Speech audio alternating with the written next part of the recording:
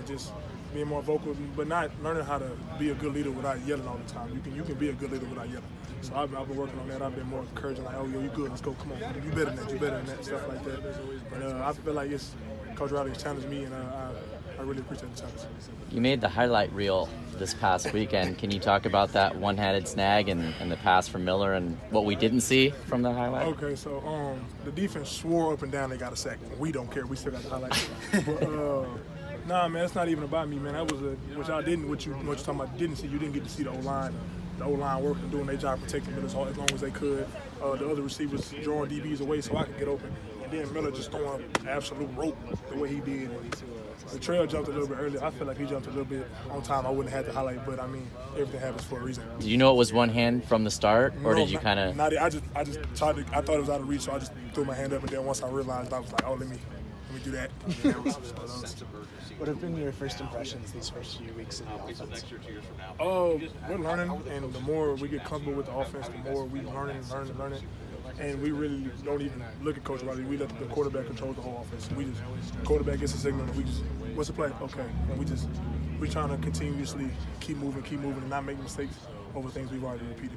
Second offense you've had to learn in 2 years. Like, how's this process different? I mean, I'm a vet at this point, so you can throw me any offense, and I'm learning it.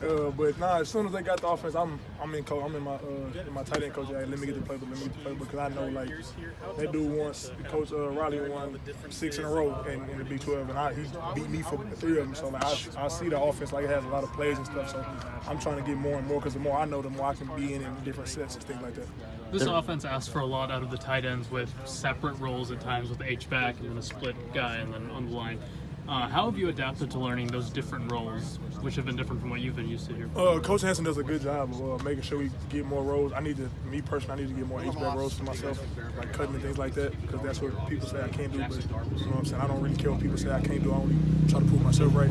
But my boy Jude, he handles the H-back role like a grown man. That's what he does. So I handle the Y like a grown man, and we just keeping it going. But we do appreciate that, like, tight end being more involved in offense. The receivers get a lot of attention in this offense. Have the coaches kind of made it clear that there is a definite plan for you guys once the games start? It's not even, like last year that would have been something, but this year we don't even care. Like, as long as we're winning, we do not care. Like, if the receiver have 400 yards, okay, that's cool. And the tight end just block all day, we winning, all right, cool. Even if we lose, it's like we're not going to go away from the plan, because obviously it works. You know what I'm saying? So regardless of, he's never just told us, like, oh, this is what's going to happen. It's just play ball. So that's all we focus on. And that vibe is different. It's amazing. What would you say you've learned about this offense that, maybe you didn't know when you were kind of looking at them from across the Big 12? The run game is ridiculous. Like, I see why they're running backs. They have good running backs. I see why Mark Andrews succeeded the way he did and stuff like that. But in this offense, you don't even have to be just like the most freak athlete. You just have to know what you're doing and make plays when they come to you. You talk about kind of everyone coming together this year. Last year, Texas staff, a lot of Texas players come over. This year, Oklahoma staff, a lot of Oklahoma players come over. Is there anything still with you guys there? Big 12 to Cali type joint, but I mean, it's cool. Like I said, I was enemies with Coach Riley for 3 years, but now it's okay to talk to him. And I'm glad he came over here, and he's steadily teaching me things, so I really appreciate him.